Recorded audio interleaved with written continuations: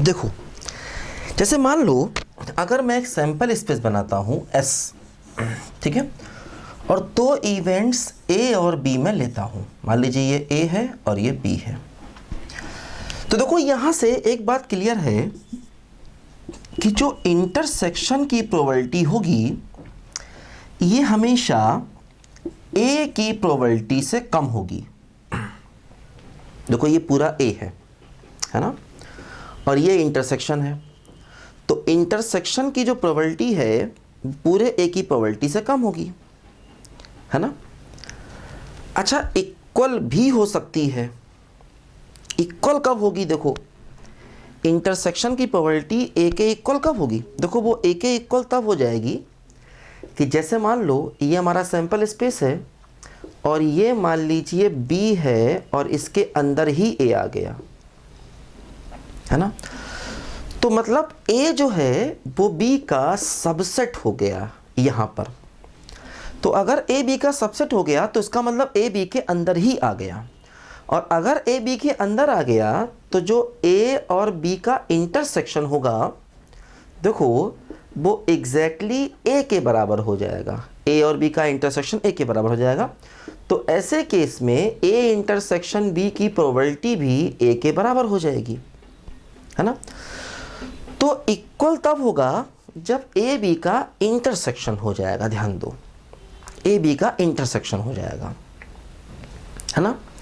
तो ऐसे केस में A इंटरसेक्शन B A के बराबर हो जाएगा। ध्यान दो, ठीक है। अच्छा, एक बात और ध्यान दो, ये जो P ऑफ A है ये probability of A union B से कम होगा, है ना। देखो ये A है और A यूनियन B सब कुछ होता है। और एक बात और ध्यान दो, probability of A union B जो है ये उनकी इंडिविजुअल प्रोबेबिलिटी के सम से कम होगा, है ना। क्योंकि A यूनियन B का मतलब देखो ये सब कुछ, जबकि PA ये है और PB ये है, जब दोनों को ऐड करोगे तो कन्फर्म है उनका समेशन A यूनियन B से ज़्यादा आएगा, ठीक है। अच्छा, एक बात और ध्यान दो कि जैसे हमसे कहा जाए कि प्रोबेबिलिटी ऑफ एग्जैक्टली 1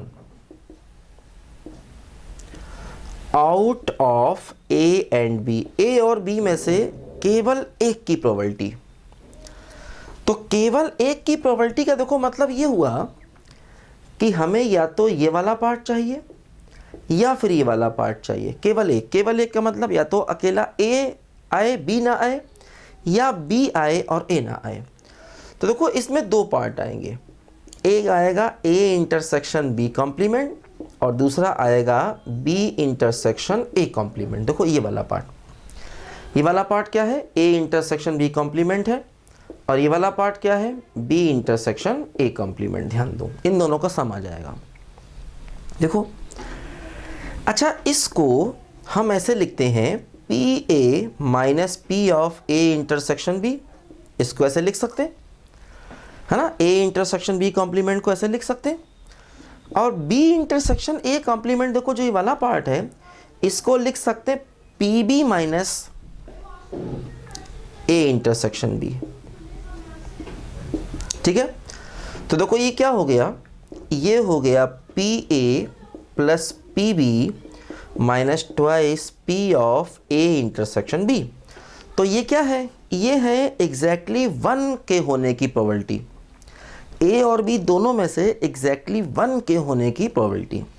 देखो इसी को हम ऐसे भी लिख सकते हैं, देखो हमें ये चाहिए और ये चाहिए, दोनों का सम चाहिए, तो हम ऐसे भी कर सकते हैं probability of A union B minus probability of A intersection B, है ना। देखो यूनियन का मतलब ये सब कुछ और इंटरसेक्शन का मतलब ये, है ना। तो अगर हम यूनियन में से इंटरसेक्शन माइनस कर देंगे तो इन दोनों का सम मिलेगा। इन दोनों के सम का मतलब हो गया probability of exactly 1 out of A and B, A और B में से दोनों में से एक के होने की प्रोबेबिलिटी, ठीक है। ये बात ध्यान दो। तो देखो ये हमने अगर 2 इवेंट्स लिए तो वहाँ से ये रिजल्ट निकाले, ठीक है, एग्जैक्टली 1 के होने की प्रोबेबिलिटी, है ना।